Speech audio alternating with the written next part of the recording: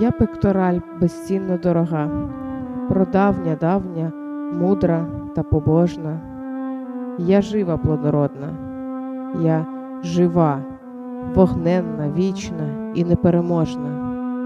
Мої кургани в полі теж живі, мої ліси у крилах мають силу, в піснях моїх молитви степові, і жагу до волі зло не осушило. Я пектораль, фортеця кам'яна із ніжним серцем янгола свободи. Я на поталу ворогу не дам ані єдної бруньки мого роду. Я Україна, не горю в огні, у нім гартую свою силу і волю, підношу Богові молитви день при дні, молюся і боротимусь до скону.